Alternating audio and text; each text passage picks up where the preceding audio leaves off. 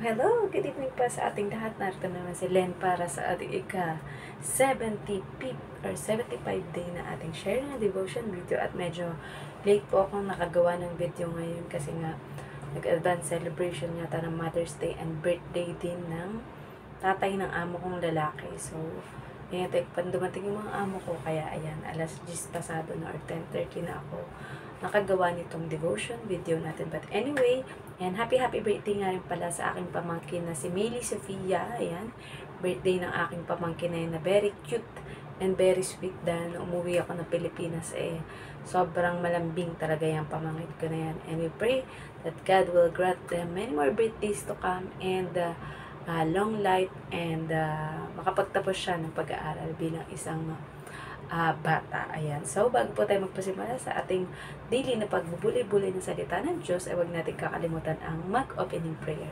Ama namin Diyos na makapangyarihan sa lahat muli, maraming salamat po, Panginoon, sa katagumpayan namin na ang buong araw na ito, Panginoon, ay naging productive, Panginoon. Natapos namin ang aming mga trabaho at mga dapat gawin sa buong araw, Panginoon, na may buhay, lakas at hininga, Panginoon, na nanggagaling sa inyo, Panginoon. At salamat po, Panginoon, sa lahat ng mga blessings, Panginoon.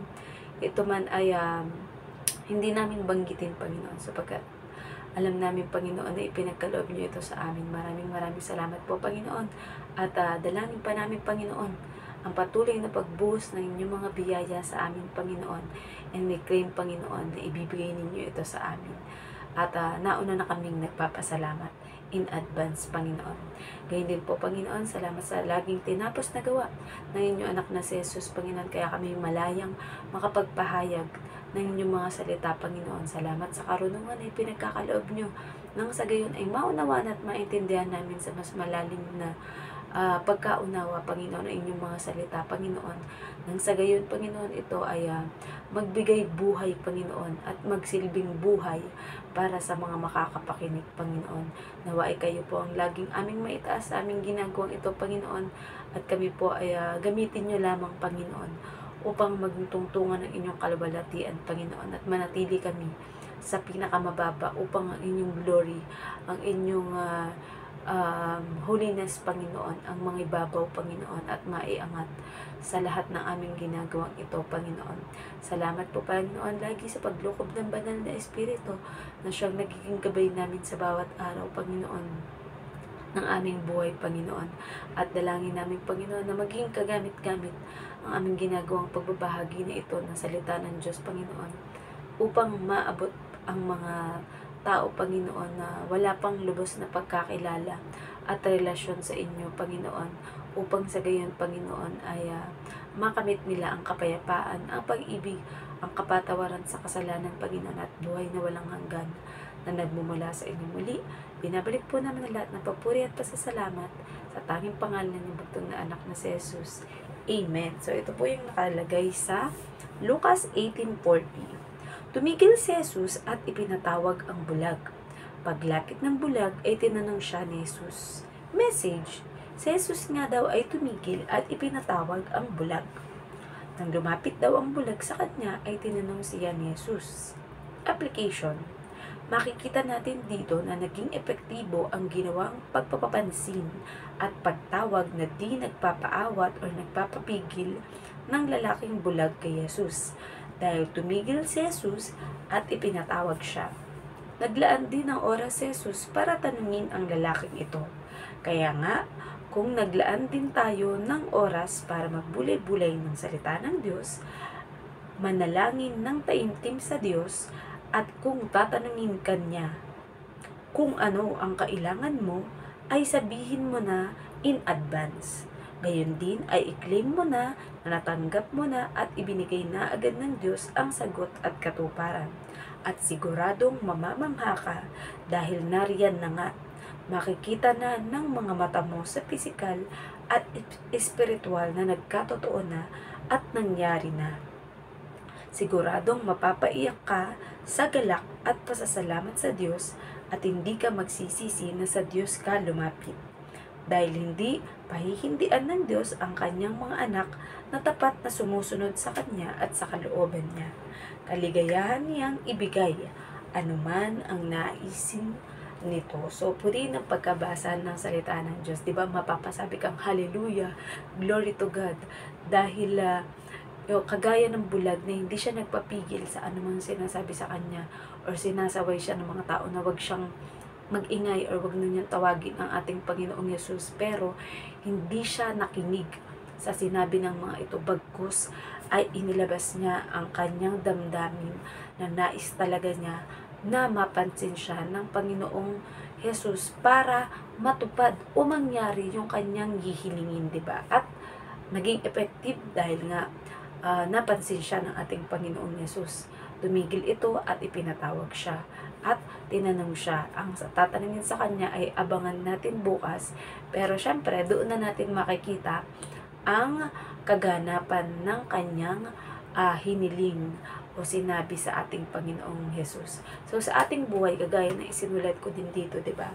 Na tayo bilang naglalaan tayo ng oras ng pagbubulay-bulay ng salita ng Diyos, kasi ang ating Panginoong Diyos ay pwedeng magpakilala sa bawat isa sa atin sa iba't ibang pamamaraan, 'di ba? Sinasabi ko na nga sa inyo na hindi lang yung kagaya ng napapakinggan nyo sa akin o sa ibang mga preacher, di ba?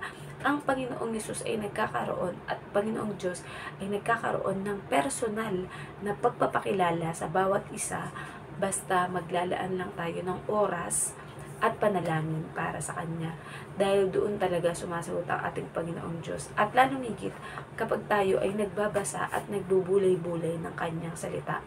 Kasi hindi pa alam ng karamihan na nasa salita ng Diyos ang halos lahat ng kasagutan sa ating mga problema. Ayan, na kung saan ang mga kahilingan mo ay paggaling, ang kahilingan mo ay financial, ang kahilingan mo ay pag-iingat ng ating Panginoong Diyos, o kaligtasan, katumbusan ng kasalanan, lahat po ay nasa Biblia na yan. At yun nga, di ba? Sabi ko kapag nanalangin ka ng taimtim sa ating Panginoong Diyos at nanahimik ka, yung as in pinapahinga mo lang ang iyong isip, ipinapayapa mo yung isip, pinapayapa mo yung puso, mangungusap sa iyo ang Diyos at meron siyang ibubulong sa iyo or tatanungin na ano ba anak ang iyong kailangan. Lalong higit yung sobrang kailangan mo talaga, di ba? Alam naman ng Diyos yan bago natin sabihin, pero mas mainam pa rin na ating idinudulog sa Kanya at sinasabi natin direct na Lord, kailangan ko po ng financial, kailangan ko po ng kagalingan, kailangan ko po ng katubusan sa aking kasalanan, kailangan ko po ng matibay na relasyon sa inyo, kailangan ko po ng karunungan, Panginoon, at lahat ng mga sagot sa aking panalangin, Panginoon, lalo na kung ito ay makakabuti para sa akin, sa mga mahal ko sa buhay at sa aking kapwa, Panginoon.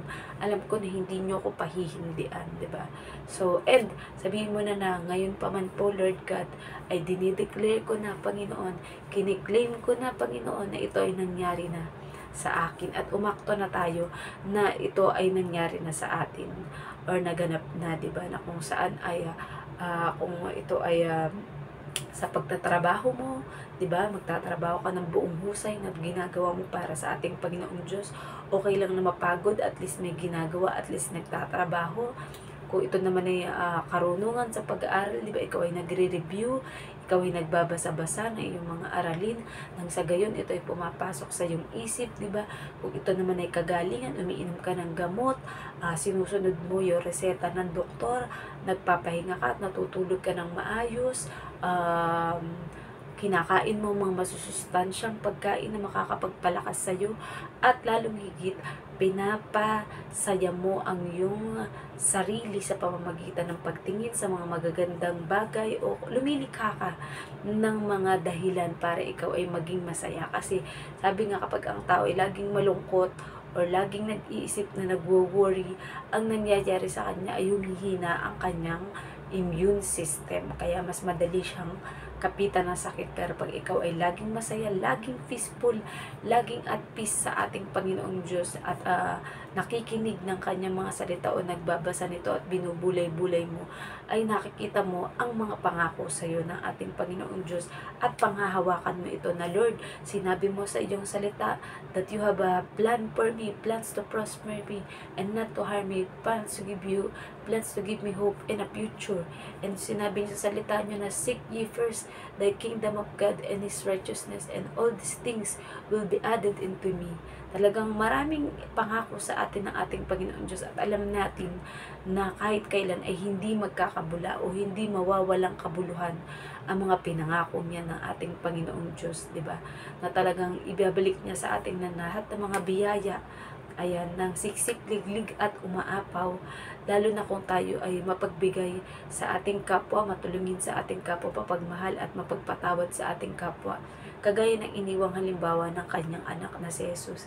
Dahil doon mo makikita na tinutupad natin yung naging example ng ating Panginoong Yesus, dahil siya ang the complete deity of the divine or of the Father. Siya ang tunay na pagpapakilala ng ating Panginoong Diyos sa Espiritu at sa mga ginawa niya, na kung saan ang pagkakakilala ng iba ay ang Diyos ay nakakatakot, ang Diyos ay mapagparusa kapag hindi ka tutupad sa mga utos o sa mga kautosan, di ba? Pero si Jesus ang nagpakita na ating Panginoong Diyos ay walang hindi tinatanggap, basta nais na lumapit sa Kanya, nais na magpagaling, nais na mapatawad, nais na mapalayas ang mga masamang espiritu or nakakapagpabigat sa kanila o mga problema nila. Willing na willing ang ating Panginoong Yesus at ang ating Panginoong Diyos na tanggalin ang lahat ng mga nakakapagpabigat sa atin, nakakapagpalungkot sa atin, nakakapagdulot ng mga problema, sakit o hirap, di ba? Dahil ang Diyos ay nais lang sa atin na lagi tayong maging masaya at mapayapa. Yan talaga ang nais sa atin ng ating Panginoong Diyos. Dahil kapag nalulungkot tayo, nalulungkot din ang ating Panginoong Diyos, di ba? Pero kung lagi tayong masaya, masaya din ang ating Panginoong Diyos. Hindi lang tayo masaya sa pisikal na laging nakangiti, pagkus sa ating puso at isip din ito ay payapa at masaya, nagpupuri at nagpapasalamat sa ating Panginoong Diyos. Sabi nga, walang imposible sa ating Panginoong Diyos, basta hilingin natin ito na may mabuti tayong intensyon, di ba? Na ang nais natin ay mapapurihan ng Diyos sa pamamagitan ng ating mga talento, ng ating mga kayamanan, ng ating mga kakayahan, at ng kahit anong kaya nating maibigay para sa ating kapwa, dahil parang ginagawa na rin natin yun sa ating Panginoong Diyos, diba? So, nawa po ay may natutunan tayo sa ating pag-aaral ng devotion ngayon, at yun, lagi kong paalala sa bawat isa sa atin ay patuloy lang tayo na manalangin, dumulog sa ating Diyos at sabihin lang natin kung ano yung mga nais natin na mangyari sa ating buhay. We declare and we claim the victory para sa gayon ito ay mangyari nga at makita ng ating mga mata. At wag makakalimot na kapag ipinagkaloob na at binigay sa atin ng Diyos ang ating greatest desire at ang ating